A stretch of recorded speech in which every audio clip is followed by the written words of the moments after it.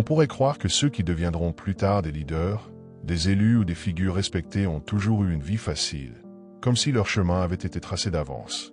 Pourtant, l'histoire et l'expérience nous montrent tout le contraire. Derrière chaque grande personnalité, derrière chaque leader qui inspire aujourd'hui des foules, se cache souvent une jeunesse marquée par des épreuves, des blessures, des incompréhensions. Cette jeunesse difficile n'est pas un obstacle à leur destin. Au contraire, elle en devient souvent le carburant. Car c'est dans la douleur, dans la marginalisation ou parfois même dans la pauvreté que ces futurs élus forgent leur caractère. Là où d'autres plient, eux apprennent à se relever. Là où beaucoup abandonnent, eux développent une force invisible qui leur permettra plus tard d'endurer les critiques, les responsabilités et la solitude du pouvoir. Prenons des exemples concrets. Nelson Mandela a passé son enfance dans un contexte de ségrégation et a connu la prison avant d'incarner la liberté. Abraham Lincoln a grandi dans une pauvreté extrême et a subi de nombreux échecs avant de devenir président des États-Unis. Même dans le monde moderne, beaucoup de dirigeants d'entreprises ou de personnalités publiques témoignent d'une jeunesse marquée par la douleur, qui est devenue le moteur de leur réussite. Alors, pourquoi les futurs élus connaissent-ils presque toujours une jeunesse difficile? Parce que ces épreuves ne sont pas une malédiction, mais une préparation. Elles sculptent l'âme, aiguisent la vision et rappellent que la grandeur ne se bâtit jamais dans le confort, mais dans la lutte. Les épreuves forgent le caractère. La jeunesse difficile des futurs élus n'est pas une fatalité, mais une école invisible qui les prépare à leur destinée. Là où d'autres voient une vie injuste, ils y trouvent une source de force. Chaque blessure, chaque échec, chaque humiliation devient un entraînement silencieux qui leur donnera plus tard une solidité à toute épreuve. Prenons l'exemple d'Emmanuel Macron. Avant de devenir président, il a grandi dans un environnement où il n'était pas toujours compris, notamment à cause de sa relation particulière avec Brigitte, ce qui lui a valu moquerie et isolement. Ces épreuves l'ont obligé à développer une confiance intérieure hors du commun, nécessaire pour affronter les critiques permanentes de la vie politique française. De l'autre côté de la Manche, Winston Churchill a lui aussi eu une enfance marquée par le manque d'affection de ses parents. Délaissé, il a appris très tôt à s'appuyer sur sa propre volonté. Ce vide affectif est devenu sa source de discipline et de courage, qualités qui lui ont permis plus tard de tenir tête à Hitler et de galvaniser tout un peuple en pleine guerre mondiale. Ainsi, une jeunesse difficile n'éteint pas les futurs élus. Elle les façonne. Comme l'acier trempé par le feu devient plus solide, leur caractère se renforce dans l'adversité. La solitude développe une vision unique. Beaucoup de futurs élus connaissent une jeunesse où ils se sentent différents des autres. Ils ne rentrent pas toujours dans les cases, leurs idées ou leur façon de voir la vie dérange. Cette solitude, parfois douloureuse, devient en réalité une force, car elle les pousse à réfléchir autrement, à se détacher des opinions communes et à construire une vision personnelle. Prenons l'exemple de Charles de Gaulle. Dans sa jeunesse, il n'était pas le plus brillant ni le plus populaire à l'école militaire. Mais il cultivait une pensée indépendante, souvent en décalage avec ses supérieurs. Cette marginalité fut sa force, car elle lui permit, plus tard, de refuser la défaite en 1940 et de porter une vision qui sauva la France. De la même manière, Margaret Thatcher, surnommée la Dame de Fer, a grandi dans une famille modeste où elle n'avait pas les mêmes privilèges que d'autres. Elle a connu la distance sociale, parfois le mépris, mais cette solitude l'a obligée à développer une détermination et une vision claire de ce qu'elle voulait accomplir. Plus tard, c'est précisément cette force intérieure qui lui a permis de diriger la Grande-Bretagne d'une main ferme. La solitude n'est donc pas une faiblesse pour les futurs élus. C'est une période de gestation silencieuse où leur esprit s'élève au-dessus du commun, leur donnant une vision que les autres ne voient pas encore. L'adversité apprend à comprendre les autres. Un futur élu n'est pas simplement quelqu'un qui dirige.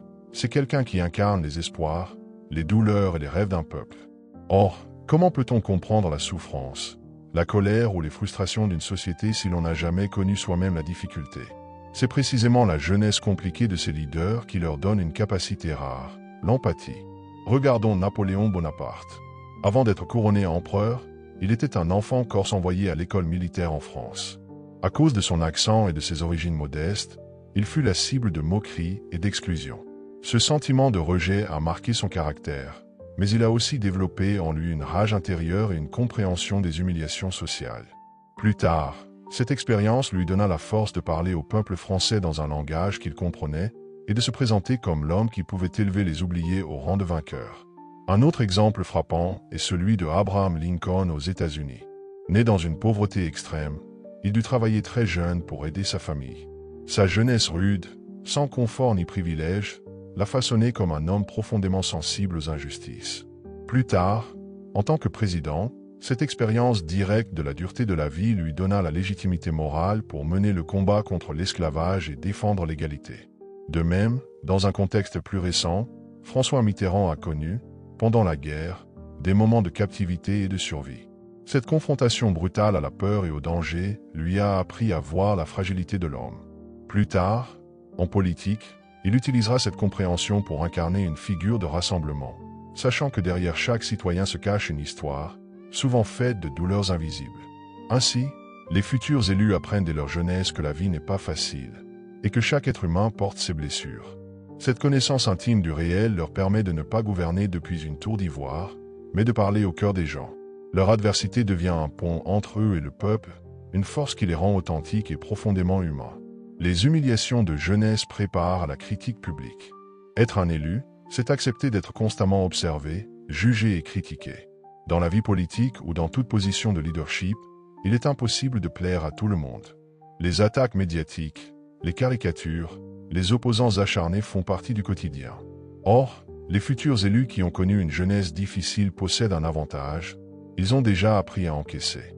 Un enfant moqué pour son accent, sa façon de parler ou ses origines sociales apprend très tôt à se forger une carapace. Ce qui semblait être une souffrance devient, des années plus tard, un véritable bouclier. Prenons l'exemple de Georges Clemenceau, surnommé le Tigre. Dans sa jeunesse, il a été marginalisé pour ses idées trop audacieuses et souvent ridiculisé par ses adversaires. Mais cette habitude de supporter les coups lui a permis, adulte, de devenir un orateur redoutable et un homme politique inébranlable, capable de tenir la France debout pendant la Première Guerre mondiale. En Angleterre, Winston Churchill est un autre exemple frappant. Avant d'être considéré comme l'un des plus grands hommes d'État, il a essuyé de nombreux échecs politiques. Ses discours étaient parfois moqués, ses idées jugées irréalistes. Mais Churchill avait déjà connu, dès sa jeunesse, le rejet affectif de ses parents et les humiliations scolaires. Cette douleur précoce l'avait rendu imperméable au mépris. C'est grâce à cette force forgée dans l'enfance qu'il a pu continuer, malgré les critiques, à défendre sa vision jusqu'à ce que l'histoire lui donne raison. Même en France contemporaine, Emmanuel Macron a dû affronter, dès ses jeunes années, les jugements liés à sa relation amoureuse hors norme. Beaucoup auraient été brisés par ce type de regards accusateurs. Lui, au contraire, a appris à s'affirmer et à tracer son chemin malgré le qu'en dira-t-on. Aujourd'hui, cette habitude à encaisser les critiques lui permet de tenir face à l'intensité de la vie politique française. Ainsi, les humiliations de jeunesse deviennent une préparation invisible. Elles font mal sur le moment, mais elles enseignent une leçon capitale. Ce que pensent les autres ne définit pas qui l'on est. Et c'est cette solidité intérieure qui permet aux futurs élus de rester debout là où tant d'autres auraient abandonné. Les privations de jeunesse transforment les élus en stratèges de la réussite. Quand on grandit dans l'abondance et le confort, on n'a pas toujours le réflexe de se battre pour obtenir ce que l'on veut. Mais lorsqu'on connaît les privations dès l'enfance, manque d'argent, manque de reconnaissance, manque de soutien, on développe une capacité rare, celle de transformer chaque manque en énergie créatrice. C'est ce qui distingue les futurs élus. Ils n'attendent pas que la vie leur donne, ils apprennent à aller chercher. Chaque frustration devient un moteur. Chaque obstacle devient une opportunité pour s'inventer des solutions. Là où d'autres voient un mur, eux cherchent une brèche. Regarde Napoléon Bonaparte. Enfant, il ne venait pas d'une grande lignée aristocratique française. Issu d'une petite noblesse corse sans prestige, il savait que son nom seul ne lui ouvrirait aucune porte. Alors il a fait de son intelligence et de sa stratégie ses armes principales. Privé de privilèges, il s'est créé sa propre place dans l'histoire, jusqu'à s'asseoir sur le trône impérial. En Angleterre, Benjamin Disraeli, futur Premier ministre, a connu une jeunesse marquée par la pauvreté et le rejet en raison de ses origines juives. Mais au lieu de se résigner, il a appris à manier la parole, à séduire par son intelligence et son audace. Ses privations sociales et affectives sont devenues sa force politique, le propulsant au sommet d'un royaume qui ne voulait pas de lui au départ.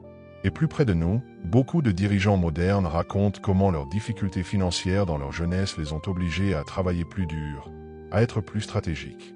Ces privations leur ont appris l'art de gérer, de prévoir, d'anticiper. Là où d'autres cèdent à la facilité, eux se lèvent plus tôt, travaillent plus fort et refusent d'abandonner. C'est pour cela que les futurs élus paraissent inarrêtables. Ils ont connu la faim, le vide, le rejet, et ils ont appris à transformer ces vies en levier. Leur jeunesse difficile ne les a pas freinés, elle les a armés. Alors, retiens ceci, si tu traverses des privations aujourd'hui, ce n'est pas une condamnation. C'est une préparation. Tu n'es pas en train d'échouer, tu es en train de devenir plus solide, plus rusé, plus déterminé. Exactement comme ceux qui demain marqueront l'histoire. Les blessures deviennent une mission pour changer le monde. Ce qui distingue vraiment les futurs élus, ce n'est pas seulement leur intelligence ou leur charisme. C'est cette capacité incroyable à transformer leurs blessures personnelles en missions collectives. Là où d'autres se contentent de survivre à leurs épreuves, eux décident d'en faire une cause, un combat, une vision pour améliorer la vie des autres. Regarde Charles de Gaulle. Dans sa jeunesse, il a été blessé et fait prisonnier pendant la Première Guerre mondiale. Beaucoup se seraient arrêtés là, traumatisés par l'échec. Lui a choisi de faire de cette expérience douloureuse une leçon.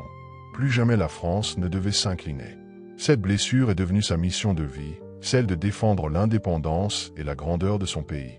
De même, Winston Churchill a transformé ses échecs politiques répétés, il a été écarté du gouvernement à plusieurs reprises, en une motivation à revenir plus fort. Ce qui aurait pu l'écraser a nourri en lui une certitude. Il devait être là pour servir son peuple dans les heures les plus sombres. Son rejet et ses défaites ont façonné celui qui, plus tard, incarnerait le courage face à l'adversité. Et que dire d'Abraham Lincoln? Toute sa vie, il a porté en lui la douleur d'une jeunesse pauvre et marquée par des pertes familiales. Mais au lieu de se refermer sur lui-même, il a choisi de se battre pour les autres, pour ceux qui étaient encore plus exclus que lui, les esclaves. Sa blessure est devenue sa mission, et sa mission est devenue son héritage. Voilà le secret. Les futurs élus ne se contentent pas de surmonter leurs épreuves. Ils les transcendent. Leur jeunesse difficile devient le moteur de leur vision, le carburant de leur persévérance et la source d'une énergie qui ne faiblit jamais. Alors retiens ceci. Si aujourd'hui tu vis des épreuves, si tu te sens rejeté, incompris ou écrasé par la vie, n'y vois pas une punition. Vois une préparation. Parce que ce sont ces blessures qui te donneront demain la force de tenir là où tant d'autres s'effondrent. Ce sont elles qui feront de toi non pas une victime, mais un élu. Ton histoire n'est pas finie. Elle ne fait que commencer.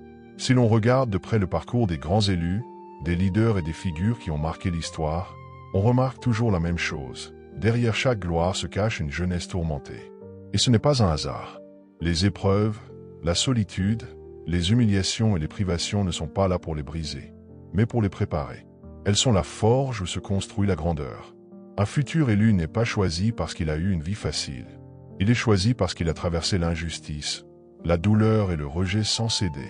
Parce qu'il a transformé ses blessures en détermination, ses cicatrices en armes et ses défaites en leçons. Alors, si toi aussi tu vis une jeunesse difficile, ne baisse pas la tête. Ne pense pas que tes épreuves te condamnent. Elles t'entraînent. Elles te sculptent. Elles font de toi une personne que rien ni personne ne pourra arrêter demain. Retiens bien ceci. Les plus grandes destinées naissent toujours dans les plus grandes douleurs. Si tu souffres aujourd'hui, c'est peut-être la preuve que la vie est en train de te préparer à quelque chose de grand. Ton combat d'aujourd'hui est la victoire de demain.